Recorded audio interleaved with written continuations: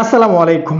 আজকে ছোট্ট একটা খুশির সংবাদ যেটা শুনলে সবাই খুশি হবেন। তার আগে একটু বলে নেই, পাকিস্তান বাংলাদেশের বাংলাদেশের যে মাথা ব্যথা ছিল, বাংলাদেশের প্রচন্ড মাথা ব্যথা যে পাকিস্তান বিশ্বকাপ বয়কট করবে কিনা।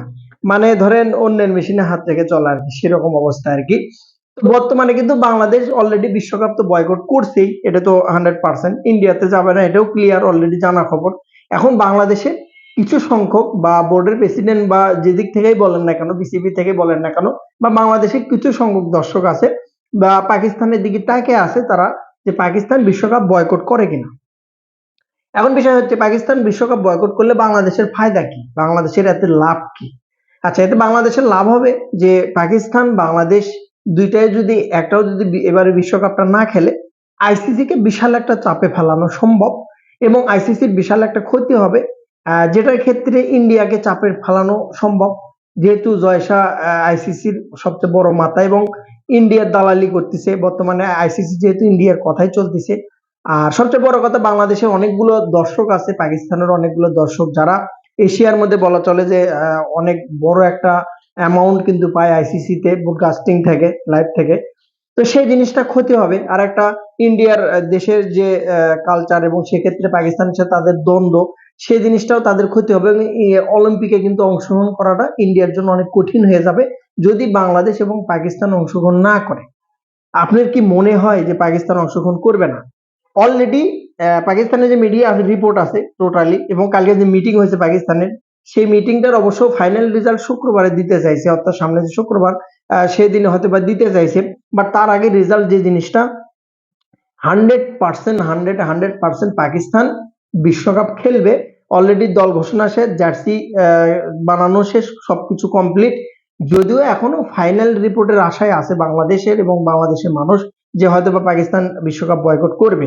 তো ক্যাসে লাগা মজাক, এরকম ভাবে যদি বলা যায় যে পাকিস্তান বয়কট করলো, বাংলাদেশ পাকিস্তানের গ্রুপে ঢুকে বিশ্বকাপ খেলে দিল, তাহলে কেমন লাগবে? তখন তো মামা বলে নেবে যে ক্যাসে লাগা মজাক। তো এরকম আসলে সত্যি কথা বলতে এটা নিয়ে কোনো টেনশনের কারণই নেই, রিটেনশনেরও কারণ নাই যে পাকিস্তান বিশ্বকাপ খেলছে না। এটা যাতে একটা ভুয়ো কথা, কখনোই না। পাকিস্তান 100% বিশ্বকাপ খেলবে। সর্বোচ্চ তারা ভারতের সাথে কোনো ম্যাচ করলে সেই ম্যাচটা বয়কট করতে পারে, এটুকুই করতে পারে, এবং ভারতের কোনো ম্যাচ করলে সেটা বয়কট করতে পারে। এর বেশি পাকিস্তান কোনো কিছুই করবে না। আর সর্বোচ্চ যেটা করতে পারে বাংলাদেশের জন্য জয়, পাকিস্তান যদি জেতে সেক্ষেত্রে জয়টা বাংলাদেশের জন্য উৎসর্গ করতে পারে, কালো ব্যাজ পরে খেলতে নামতে পারে। এছাড়া কিন্তু পাকিস্তান আহামরি আর কিছু করবে না।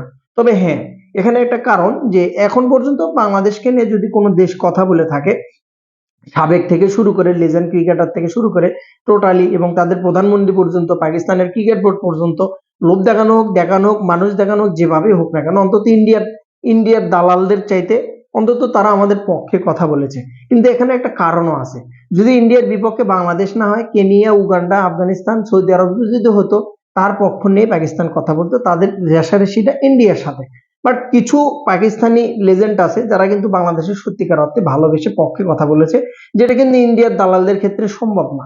ইন্ডিয়ারা যেভাবে দালালি শুরু করছে, এবং আইসিসি একটা সত্যিকার অর্থে এবার প্রমাণ হয়ে গেছে আইসিসি একটা আহ নিরপেক্ষ কোনো একটা প্রতিষ্ঠান না, যেটা এখন ইন্ডিয়ার জয়শাহ দখলে। আইসিসি সমান সমান এখন জয়শাহ আপনি ধরে নিতেই পারেন। পরবর্তীতে হয়তো বা এই বিশ্বকাপের জন্য অনেক মানুষই মুখ খুলছে না, যেটা গোপন সংবাদ সেটা হচ্ছে যে ইংল্যান্ড, অস্ট্রেলিয়া, নিউজিল্যান্ড এবং বাইরের যেগুলো রাষ্ট্র যেগুলো তারা বিশ্বকাপে অংশগ্রহণ করছে, তারাও কিন্তু ইন্ডিয়ার ওপর প্রচুর খ্যাপা, কিন্তু তারা কিন্তু কিছু বলছে না। বিশ্বকাপটা হওয়ার পরে হয়তো বা তারা মুখ খুলবে। অস্ট্রেলিয়া বোর্ড কিন্তু ইন্ডিয়ার বোর্ডকে ঠাপায় না, ওরকম ওরকম বোর্ডকে ঠাপানোর সময় নাই। আইসিসিকে কিন্তু ঠ্যাপে চলে না। তো অস্ট্রেলিয়াও কিন্তু ক্রিকেটের একটা অন্যরকম শক্তি।